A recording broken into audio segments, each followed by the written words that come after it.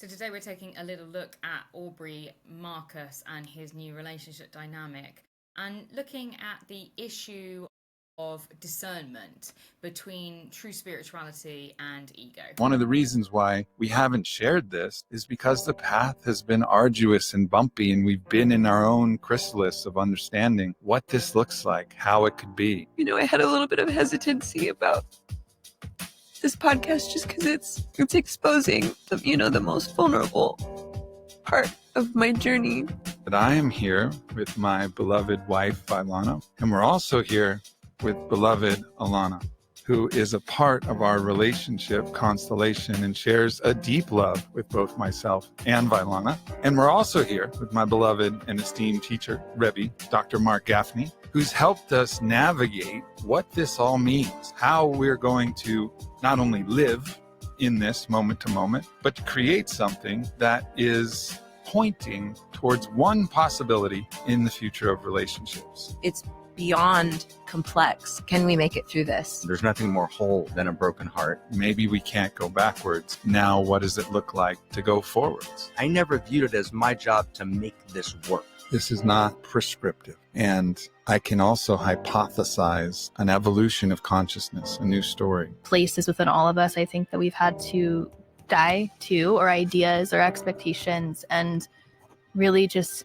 knowing that, we're moving through this together, and this is actually something that is forging a deeper bond within all of us. We've given this a name. We're calling it radical monogamy in the field of erotic mystics. Lifelong, committed relationship, but not in the classical monogamous sense. It's an expanded monogamy of deep exclusivity between Aubrey and Vi.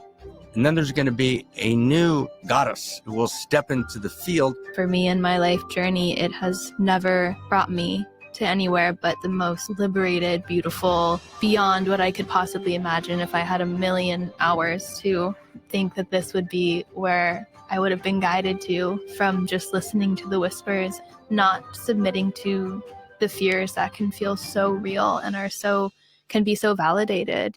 So many times, when we're in conflict, you're there for both of us. Mm-hmm. You're such a stand for our relationship. You have shown over and over and over, you're not here to. Okay, this looks, for one, she looks like their daughter, which is kind of weird in itself. Two, it's kind of the role that a family would have played. If we were sticking to typical family roles, is that you would see that the children would sometimes play the role of the mediator between the parents. Whether we think that's right or wrong, that is what happens. And it seems like they've brought in this younger woman. She looks like their daughter. If I met them, that was what I would assume is going on here. I'd be like, is this your daughter? And then she's now mediating between the two of them in some weird sexual tryst. And the idea that this is somehow some higher level of consciousness, as somebody that's lived through this with a partner that was polyamorous and taught me that, kind of indoctrinated me into this ideology, the highest form of love is loving somebody enough to let them do whatever they want to do. And that isn't the highest form of love. The highest form of love is being honest, is telling the truth and putting boundaries in place. And if you love somebody, there has to be boundaries, because those boundaries protect your relationship. And it seems like what has happened here is that, Vailana is in a relationship with Aubrey, and then Aubrey's brought this other woman in, and it doesn't seem like it's been something that's been orchestrated by Vailana. The fact that she says this is something that is deeply wounding to her and a deeply painful situation to her, it sounds a little bit as if she has been probably kind of mind fucked in the same way that I was by my ex-partner, that was telling me that that polyamory was the best way to live and it was the most conscious way to live, and it isn't. And I personally don't agree with polyamory. I think that that if you're in a proper relationship, the only way forward for that is monogamy, for it to actually work. And I think that polyamory is often, this, a gilded turd that's kind of pushed forward of this thing that is supposed to be heralded as being something greater and more wonderful, but actually all it is just people who are unconscious and still in their egos, still wanting to have their cake and eat it, and not have to admit to the damage that their behaviors do, And so they want to have a carte blanche to be able to do whatever they want to do. And that comes in the form of polyamory, which is, I haven't got the balls to be single. I'm enjoying the relationship and everything that you give me because it gives me a sense of safety and it gives me a sense of, whatever. But ultimately, I also want to be single as well. And I want to have my cake and I want to be able to go and have sex with whoever I want to have sex with. But I also want all the benefits of the relationship that offers from being in monogamy, but not actually being in monogamy. And I think I think it's a very emotionally immature way of living. And, as somebody that's partaken it in the past and has moved through levels of enlightenment and consciousness, I don't think it goes hand in hand with any form of spirituality. And I think that it is spiritually disingenuous of all the people sat there to sit there and try and purport this as some higher level of spirituality. That absolutely reeks of spiritual ego. To take anything from me.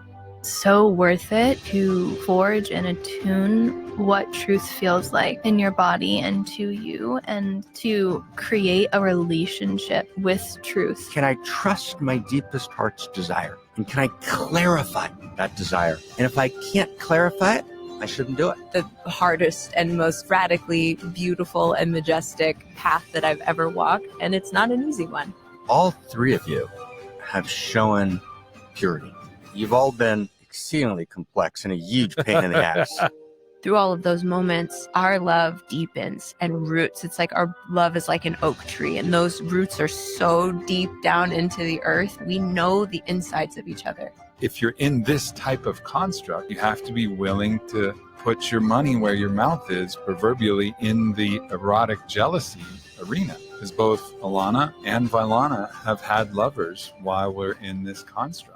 There's actually this interesting place where it's deepened our relationship, radical commitment, and total freedom. The idea that there are many possibilities, and if you stay with truth and with love and with honesty, grace, compassion, and compersion, you really care for each other, there's possibilities that can develop. And I think that's where we find ourselves now. I think that there's this desperate need, that people have this desperate need for love and for relationships and for community. And I think that, often what we're seeing now is something that we think is radical monogamy, and it's, look how spiritually attested we are. Actually, it's spiritual ego. You are recreating typical structures in untypical ways because of a refusal to actually kind of step into your journey. I don't think they have children, do they? I don't know if they do. Let me know in the comments if these guys have children. But it seems to be maybe they want to expand their community, and the kind of righteous way to do that would probably be through having a family.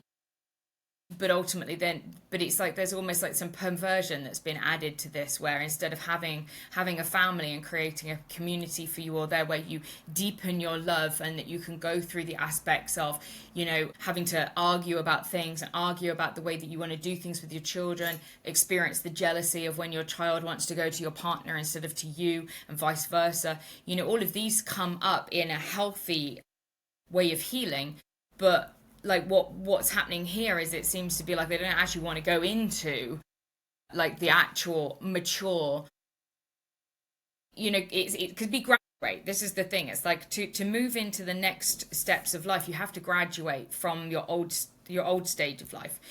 So for the female, they graduate from being a maiden and they step into the mother, and then when they graduate from being a mother, they step into the crone. I don't know what that is for men, but probably something similar, from the master to the father to the grandfather, whatever.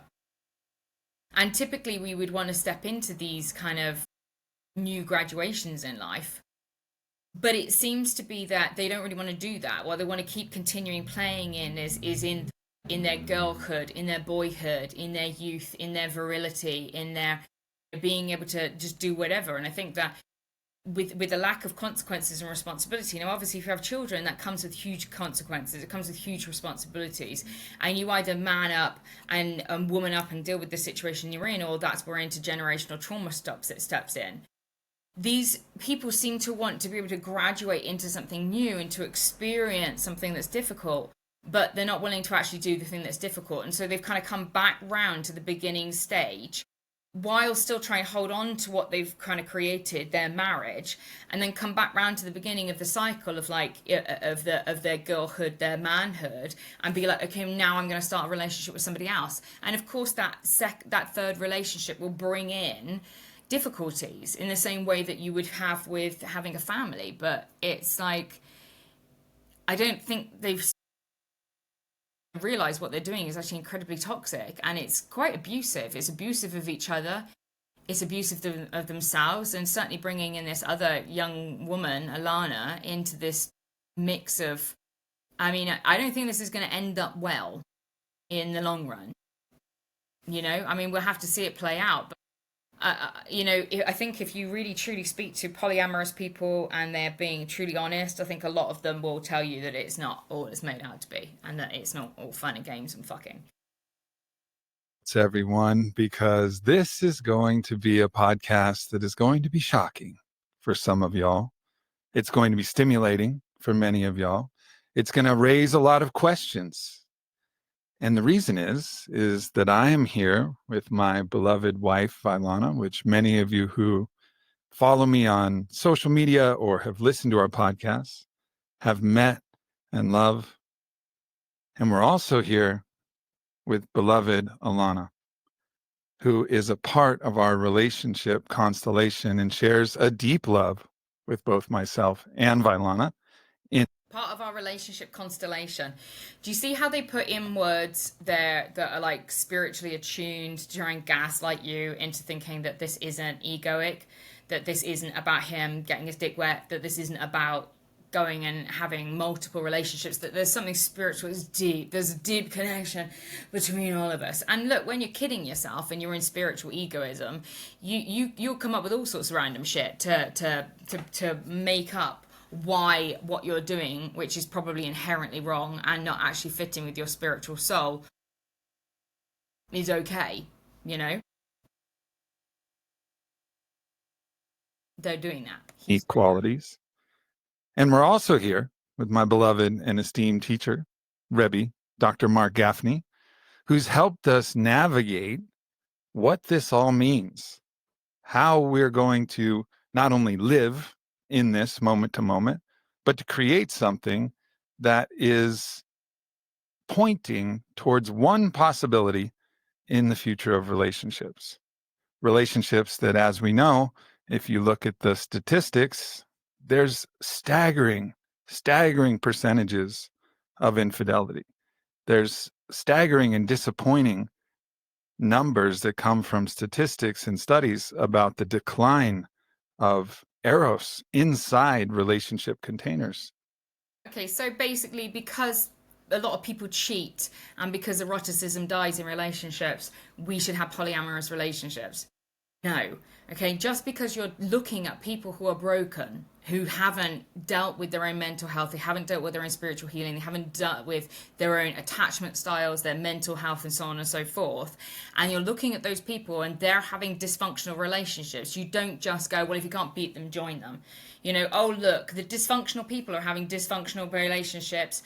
I'm still a dysfunctional person, so I may as well just, instead of trying to level up and have a functional relationship, I may as well just recognize that probably functional relationships aren't things that exist, and I should just go into a dysfunctional relationship. Make that one make sense. Because what he's trying to do to you at this current moment in time is prove to you that he's right and that what he's doing is right. And by the way, if you know gnosis inherently about something being right or wrong, or about something, you don't need to convince people with statistics of other people's relationships and divorce statistics and stuff. We do that when we don't actually believe what we're saying. You know, it's like, who are you trying to convince here, Aubrey? Who are you trying to convince? Because probably it's the two women next to you and Dr. Mark Gaffney, who, I mean, bruh. And so people are looking for different options. What are they? Do they work? Is it possible? And for some people, the traditional models, monogamy as it has been for thousands of years, just works perfectly. And so we're not here to be advocates of our way. but we're here to just humbly tell the story of our way. And the reality, I don't think there's anything humble about him so far, because he's literally, like, the first 5 minutes of this video was them telling you about how spiritually attuned they are, and that I've stepped into the fires of myself and I've followed the truth and the whispers in the darkness. It's like, guys, you're so fucking trapped in spiritual like egoism. It's unbelievable. Like, I don't sit when I'm talking about God, I'm just like, yeah, just me and God, like me and God, that's it. It's just me and God, and I just follow what God tells me to do through our relationship. I don't need to proselytize to anybody for me to have that relationship with God, and I don't need other people to believe in what I believe in for me to believe in it. Whereas Aubrey here is sitting here saying here, like, you know, I believe this, and so I've gone and done this research, and it seems like other people are believing this as well, so now I feel better about it. It's like, when you have a deeply held belief that you have explored and you believe, like, you don't need to believe because you know. That's gnosis, you know. We don't need to believe, you know. You don't need to go and seek other information from other people. You know, it's a very strange thing that they're purporting here. reality is that we didn't plan to be here. This was not like we set out with this intention. We arrived at this intention through a variety of choices and mystical interventions and just the acceptance of what is. And what is has really guided us to where we are now. And where we are now is a story that we have not yet told. And so here we are to tell the story, and also tell the story in the context of a world, a planet that's really, as you would say, Yeah. Rebbe, drenched in shame. If you're drenched in shame, it's because you're doing something that you shouldn't be doing. So first, I think what Aubrey said was so important, which is we're not here to suggest that there's this new optimal form of relationship which we are proselytizing for. You know, Joseph Smith starting Mormonism.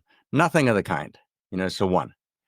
Two, for most people, most of the time, classical monogamy, and I say classical monogamy, is probably the best road, and not a simple one. Because actually, in this kind of classical monogamy vision, everyone envisions classical monogamy as this, you know, perfect man and woman, first off, right? Heteronormative, if we can use that word. There's always a man and a woman. There's 4 perfect kids, incredible grandchildren.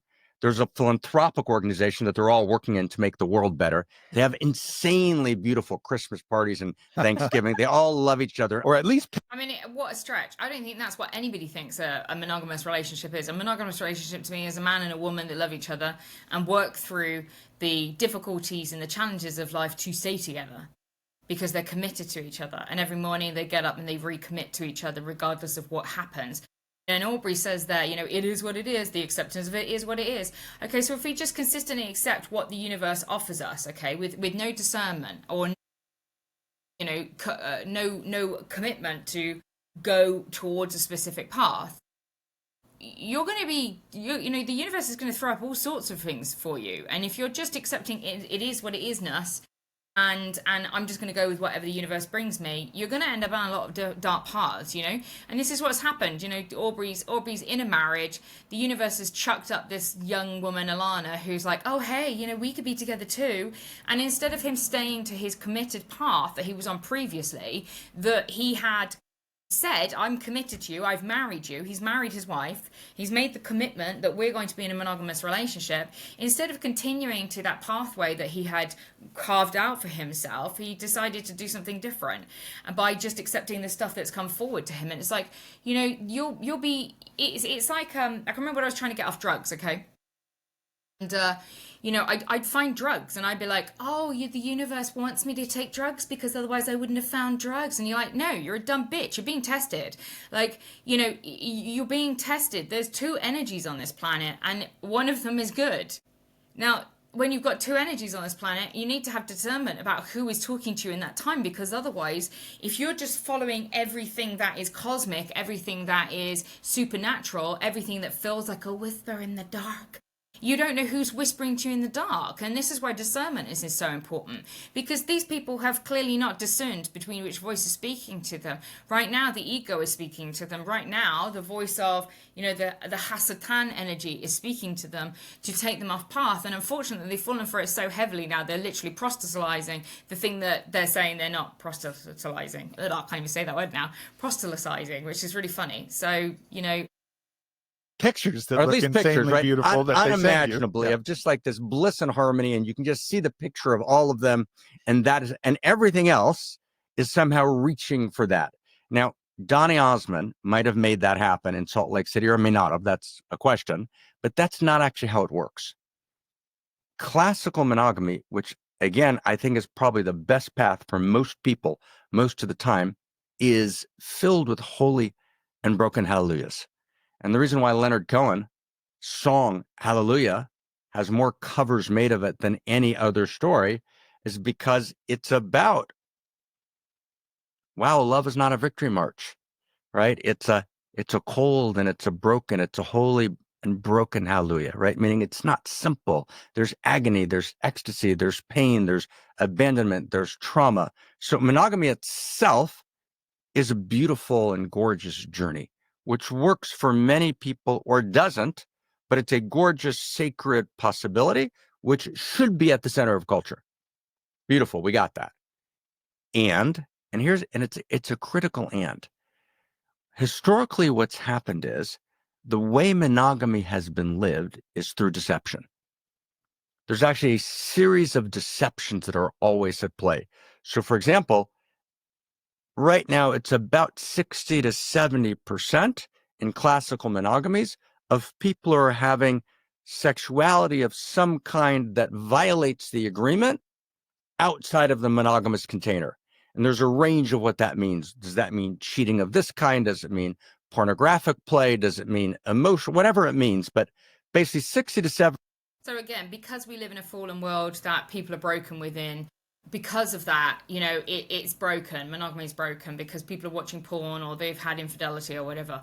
And yes, if you had infidelity, yes, if you're watching pornography, if you're doing these things, then probably that's outside of the realm of traditional monogamy. But just because we have broken people, it doesn't mean the thing that they're trying to achieve is broken. Okay, we're trying to judge a sacred, like he said, it's a sacred connection. You're trying to judge something that is sacred through people who are fallen, through people who are human, through the lenses of damaged eyes.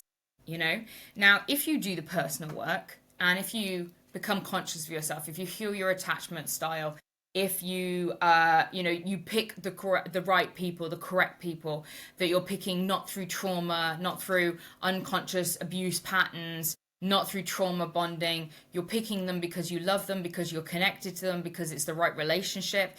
And you stay within a mindset of consciousness, then monogamous relationships are easy.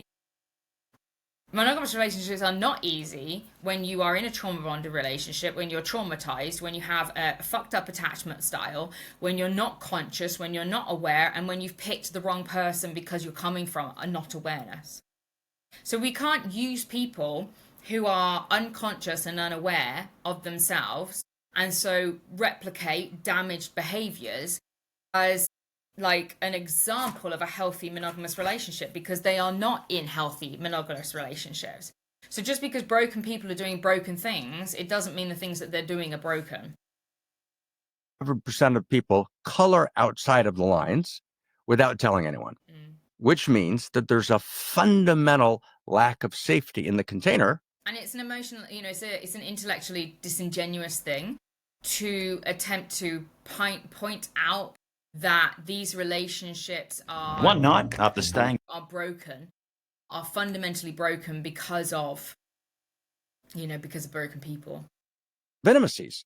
So when we run into a crisis of relationship, okay, so monogamy, right? Classically, it's not exactly working. So what do we do? So we move to serial monogamy.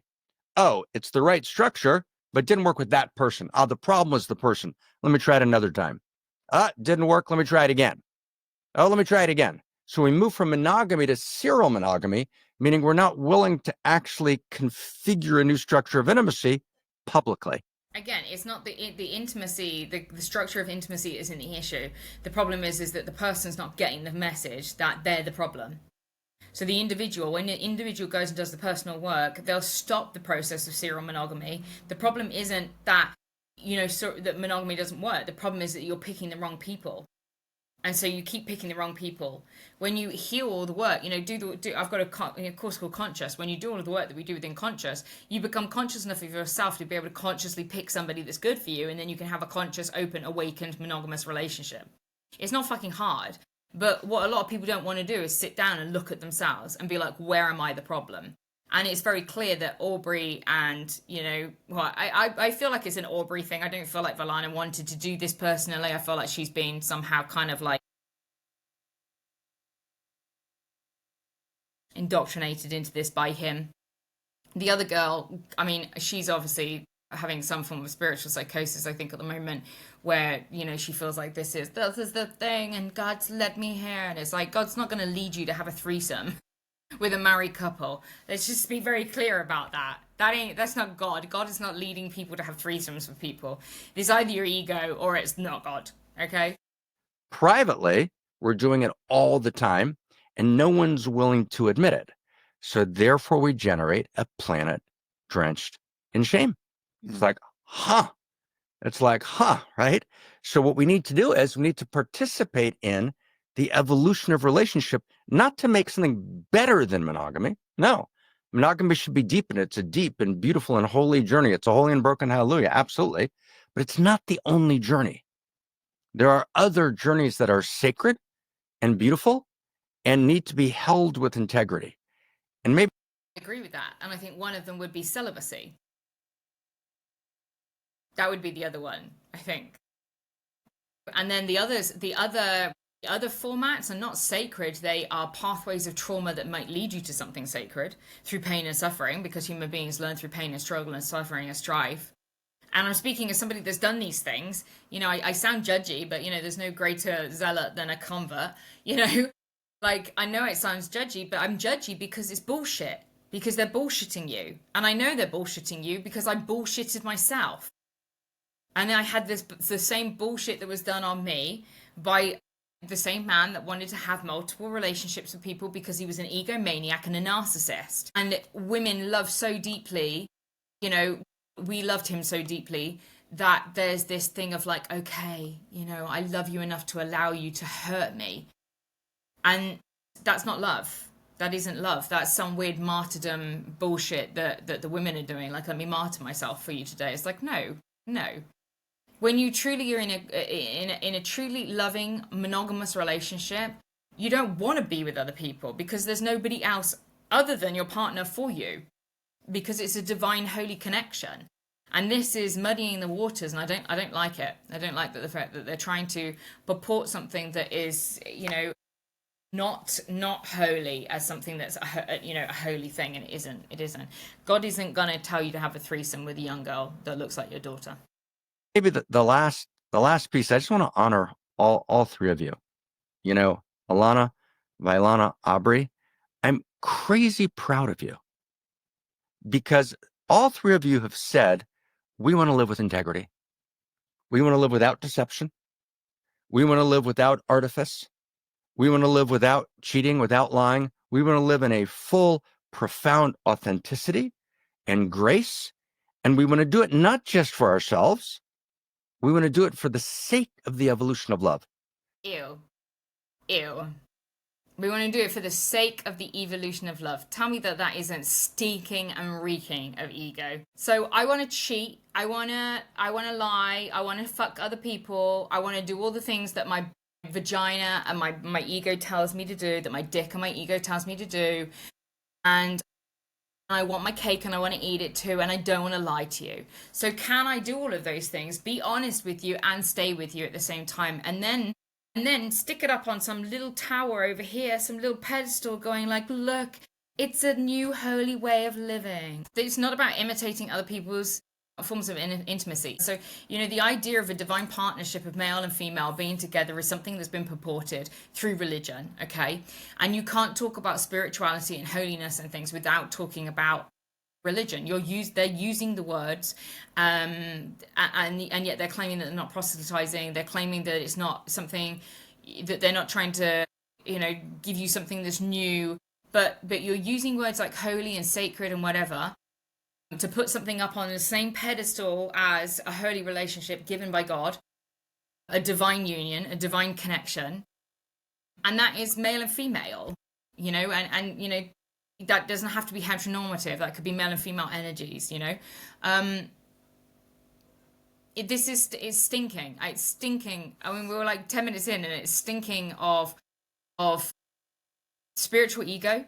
It's stinking of plastic spirituality. It's stinking of lies. It's stinking of, you know, somebody that's hit a midlife crisis and wanted to go and get a 20-year-old girlfriend while still fucking their wife. And I think we should call it what it is. This isn't spiritual. This isn't holy. This isn't sacred. This is Aubrey having a midlife crisis, having a meltdown in the middle of everything. And this fucking man is telling him, oh, you're so good. You're so good. He's a yes man. He's a yes man. He's saying a lot of good, you know, he's saying a lot of stuff that sounds great, but there's a lot of word, not much content coming out of him. If you have been through 1,000 hours of journey and holy and broken hallelujahs, have been madly committed to living with integrity and with kind of a radical authenticity and open. This is your brain when you're struggling to focus. And this is your brain when you're in the zone. But getting in the, you know, radical open hearts. So like, oh my God, just crazy proud of you. And away we go. Away we go. And away we go. I'm going to start the story and then I'm going to move to all of these stories. We'll keep a semblance of chronology here as we kind of tell the story. And the story really begins with me recognizing fundamentally that I was unwilling to actually be in deception. And that I had a thriving wild stallion of Eros that desired, you know, different experience. I fucking hate that rhetoric. That makes me want to vomit in my mouth. I had a stallion of wild raging Eros in my body. So you're a horny man, you're horny and you want to a 20-year-old girlfriend. This is all this is. I am so shocked that they've managed to get 2.5 hours out of this, that they are so deceived in themselves that they think that this is something really fucking profound. This isn't fucking profound. This is the same fucking shit that has been happening in unhappy marriages for centuries, okay? Where the guy gets bored, okay, he has a midlife crisis because he realizes he's not fucking 20 anymore and he wants to go and get his dick wet with something that's 20 years younger than himself so he doesn't go through that crisis anymore. And Aubrey Marcus has actually got the fucking gall to sit there and say like, I don't want to live in dishonesty. It's like, well then don't be dishonest. Don't cheat on your wife. You know, find the eroticism back with your wife. That's what you're supposed to do in monogamy. Not go and find something new and fun to play with that literally looks like a version of her 20 years younger. You like, it's sick. And this is the thing, is like when you begin to see the unconscious trauma, the unconscious pain, the unconscious awareness, that self-awareness and lack of awareness that starts to play out on people's lives. If you can't see this as plainly as I can, I really hope you can, because it's like you can see that all he's done is traded in, but he's not even willing to trade in because he likes what he gets with his original wife. So he wants to keep his cake. He wants to get a new cake and eat that one because he had a little bit of hunger in his dick that wanted to have something new and fresh. And it's like, what is this? This is disgusting. And the fact that they're trying to put this across as something that is pure and loving and whatever, it reeks even further of egomaniacal nonsense. This isn't new, Aubrey. You're having a midlife crisis, okay? You should not have brought in a third party into your marriage. It probably has deepened your connection with your wife, because the only way that you can deepen connections with other people sometimes is by causing trauma and then trauma bonding with them. you know. And I would say that this is either not low level or pretty high level abusive. And I hope that at some point the women that are in this relationship begin to recognize what's actually happening, and they realize that this is low level abusive, that they are now stepping into relationships with people that they didn't choose by the sounds of it. It sounds like this is a very much a thing that Aubrey has chosen. I've met this young woman. I want to fuck her. I don't want to be dishonest about it. So I'm going to tell my wife about it, and I'm somehow going to pitch this to her as being this really higher level consciousness, spiritual thing that's so fucking yummy. I'm going to get this twat of a doctor to come in and say a load of bullshit as well, so we can mind fuck you into allowing me to fuck this girl. And whilst we're at it, don't worry, love, you can go and have sex with other people too, and I'll try not to be too jealous about that. And we've seen this, you see this with Will Smith and what's her face, Jada. I mean, it didn't work for them. It doesn't work for anybody because if you love somebody, you don't want to see them getting fucked by someone else. If you love somebody, you love someone. It's precious. And this is like, if you were putting it, this is the ridiculousness of this play, if this nonsense that people go, you know, if you had a car that you absolutely loved, it's your car, it's your baby, it's your best thing, you wouldn't let anybody drive it. Okay, you wouldn't let anybody drive it. You wouldn't let people touch it. You would be the one that would wash it, or you'd take it to a specific washer because you know that he does the job right. You wouldn't want to take it to any old fucking car wash on the streets to get that like washed and banged by the fucking thing because you care about that thing. So if you care about your car that much that you wouldn't let anybody drive it, you wouldn't let anybody touch it, why on earth would you let somebody drive and touch your wife in the same way? Make it make sense. Experiences, different connections. So I'm in around 2013. I'm coupled with my partner at the time, Whitney Miller. And I'm starting to rise as the CEO of On It. I'm starting to get a platform. I'm starting to network with a lot of influential people and athletes. And I see that the majority of the men, which were mostly my friends, but also some of the women that I knew, were unfaithful. Ew. There was so many of them, not all of them, but so many of them were. And they would tell the stories of the stress that they would hold in their body, breaking out as psoriasis, breaking out as all of these neurological conditions to physiological conditions, and the stress of worried about whether they'd been caught or, so not only is it the selfish desire not to have to bear that burden, which I simply couldn't. I have a tendency towards far too much neurosis and also too deep a commitment to God every time I'm in a... Shut up! Oh, God, you're so obnoxious. It's so obnoxious. It's like, I want to fuck other women, but it's just so hard because I'm quite neurotic and I might come out in like hives. If I fuck someone, then I'll have to feel that shame that I've done something wrong. Boo! How can I create this into being some spiritual thing where I don't have to feel shame about it and can fucking brainwash my wife that it's okay? Like, bro, you are listening to the wrong fucking voices inside your head. Like, this is not coming from God. I just, like, the fact that they think it's coming from God, it's like, oh my gosh, how could you? I don't know. I mean, I've been like this before, so I get it. But it's like once you have discernment, once the glasses are off, and you have discernment, what is like the Hasatan, what is the negative, what is not God is so fucking obvious, and it's just like watching this, particularly for this being somebody that people kind of look towards. Like, I really pray that this might be the fall for him, the fall for grace from him. Because I really hope that this isn't the beginning of a movement where people are like, oh my God, like Aubrey Marcus says that we can go fuck people and not have to feel shame. And it's spiritual. It's like, no.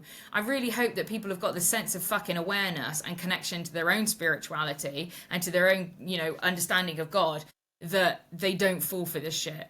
That they see that he is in spiritual egoism, that this is not of God, that this is unhealthy, and that actually, like, it's wrong. I really pray, because otherwise, he shouldn't have a platform to be able to say this shit and proselytize. And I know they keep saying, I'm not proselytizing. You fucking are, mate. You are proselytizing for this. You're literally at the head of a community and you're telling everybody how wonderful this thing is that you're doing. Whether your intention is to make them do it or not, you are advertising what you're doing. So, you know.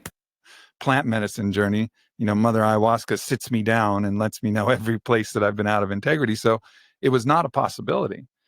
So then I sat down with Whitney and I said, hey, Whitney, like, I love you, but I don't think I can do this monogamy thing. Like, I want to try polyamory. And she was like, fuck off. Good. You know, like, I have no interest. And I was like, damn. All right. Well, this path is true to me. And I want you to know it's totally fair. You know, as no special rights or privileges for me that are not granted to you. Like, this is what I'm proposing. She's like, still, you know, fuck off. And we separated for a few months. And I found a lover. And then we eventually got back together. And then we tried to make it work. And this journey was very public during those times. And I learned a lot. Learned a lot about jealousy. I learned a lot about what works and what doesn't work. But through this whole process, I was always honest. There was nothing that I ever did that wasn't in the clear light of day. And despite the conflict and the challenges that arose, it was honest. And I could live with that. But there was something that was at peace in my heart. Yeah. And I felt comfortable there. And that's during that period that I met. He's broken her heart. He's destroyed the marriage, but he has managed to find some semblance of being the good guy because he told the truth about it. And that's not how the truth sets you free, mate. Like, basically all he's done is given the burden of his own delusion to his wife now and to his lover. Vailana. And Vailana, you know, I'm with Whitney and I'm starting to dance with Vailana. And she's like, what the hell are you doing, bro? That's your girlfriend over there. We were at Burning Man. She didn't get it. And then we sat down in the RV and I explained, like, no, this is a different construct. It's called polyamory. Everything we're doing. So he has literally done what I said he'd done. So the wife didn't want to do it. She said no. He left her, had an affair. Then he's doing this polyamorous bullshit and has now indoctrinated some other young girl into this bullshit and then brought her back into, like, bro, you need to fucking check yourself. You have been overtaken by your ego and the demonic. Doing is blessed in the arrangement that we have. And, you know, I kind of let her know without being too overt at that moment that I was quite interested. And she was also like, hey, fuck off. I'm not interested in being one of your girlfriends. Like, I got main character energy. I got main chick energy here. So, like, I was like, damn, that's a bummer. And we've talked about this a little bit, but I was faced with this. Like, I had a vision, like, well, if I got rid of everybody else, then potentially I could accelerate the possibility of being with Vailana, because I felt this really strong urge and attraction and had mystical signs that came in, actually. You know, we had an intimate encounter and a white star of light came in my third eye. And it was open-eyed, closed-eyed vision. I wasn't on any medicine. And it was like God put an asterisk in this moment. And I was like, fuck off. No, you didn't. No, he didn't. No, he didn't. No, he didn't. I mean, look, there's a way of using, like, things that happen in your life to kind of, this is why discernment's really important. Because if you don't have discernment, you'll be like, if I see a cloud today, it means that God wants me to fuck that other guy. Oh, look, a cloud. And it's like, no, that's not how God speaks to you. And it's like he's trying to convince us all so very much that what he was doing is right and he's kind and he's loving and blah, blah, blah. And it's like, no. And the reason why you wanted Vailana is because she'd said no to you. That's why you wanted her. Because she was like, I'm not interested in being in a relationship. And so you wanted her. He's an absolute fucking egomaniacal narcissist. I don't even need to listen to the rest of this. Look, guys, monogamy is okay, and it's made even harder if you are traumatized. It's made even harder if you're picking the wrong people, okay? I really recommend celibacy. I was celibate for like over a year at one point, and it was like one of the most empowering things that I ever did. I stopped giving myself to people that didn't deserve me, and I managed to find self-love for myself. And although when I came back out of that celibacy, I made a lot of the same mistakes again, it gave me the awareness of the mistakes that I was making because I'd just done a year of not making those mistakes. I could feel what felt out of alignment, okay? Monogamy, in my opinion, and in the opinion of like all of the holy books, so I think that it's probably something we should listen to, yeah, is that monogamy is the way forward, okay? And that you will find one beautiful, true partner that is the right person for you, that you are supposed to be with, and you will find divine union with, but you cannot find divinity when you are playing around in the pit of hell. Okay? You're not going to find your divine union off your fucking tits at Burning Man trying to fuck everybody. You know what you're going to find at Burning Man? Everybody who's on the same fucking vibration as you, who is egomaniacal, who's desperate for connection, who's taking drugs and utilizing medicine as a way of numbing the pain that's going on inside of you instead of actually doing the work. You know, I've used plant medicine a lot, and plant medicine is very, very valid, but it needs to be integrated. It isn't a band-aid. It isn't some clear all for everything. You have to do the work. You have to integrate your shadow. You have to deal with your trauma. You have to change the things. You can't just go and take fucking ayahuasca once and then be like, I'm fixed. Like, that's bullshit. That's bullshit. Okay? And it sounds a little bit like he's fallen way too much into kind of all what I call plastic spirituality, where it's all the bullshit. You're still a bullshitter. You're still an egomaniacal person. You're still full of trauma. You're still full of abuse. You're still full of rage. You're still full of regret and shame and resentment and blah, blah, blah. You have no real connection to God, because the way that you find your connection to God is just getting high. Okay, and if you're just getting high to talk to God, then you're spiritually ungrounded. And a lot of the time, these people are in spiritual psychosis, you know? This is not something to follow. He is not someone to follow, okay? At this current moment in time, he is not someone to follow. He's not someone to listen to. He's not someone to pay attention to. I haven't seen a lot of his other work, but from this, I would be very careful about the things that you take from his other work as well, because there isn't any enlightenment or awakening here. This is every single person that I've ever dealt with prior to my actual enlightenment, my actual awakening. And these are people who are not awakened. They think they're awakened because they've blasted open their third eye, and so they're having supernatural experiences, but they're so ungrounded. You can't just open up the third eye chakra first. This leads to spiritual psychosis. You have to go through all of the chakra from the root upwards. Okay, it's like trying to grow a tree at the top. Let's just grow the flowers of the tree. Let's just grow the flowers of the tree. It doesn't work that way, baby. You've got to grow the whole tree. And do you know how trees grow? From the seed, from the root up. Yeah, the seed is there. The root is the very first thing that grows. And if that doesn't grow, then you're in an unstable connection. And this man is in an unstable connection with the world and with himself. And he's purporting it as being something spiritual.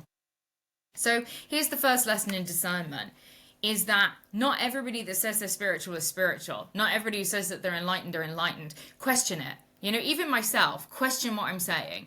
You know, sit within that part of yourself and feel whether or not it feels truthful. Because if it doesn't feel truthful, ask yourself, where is that feeling coming from? Because if it's coming because you're rejecting what I'm saying, because you want to go and have sex with as many people as you want to have sex with, and you want to have polyamorous relationships, that's not your spirit that's rejecting it, it's your ego that's rejecting it. Tough talk. I love you guys. I'm going to stop ranting now because I'm supposed to be resting, but I just saw this and it made me so angry I wanted to tell you about it. So I love you. Take care. Have a good day. And if you've got other things that you want me to rant about, feel free to send them over and I can give you my opinion.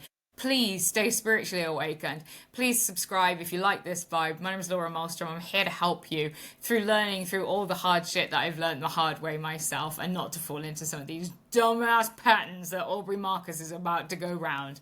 God bless. I'll see you soon. Bye.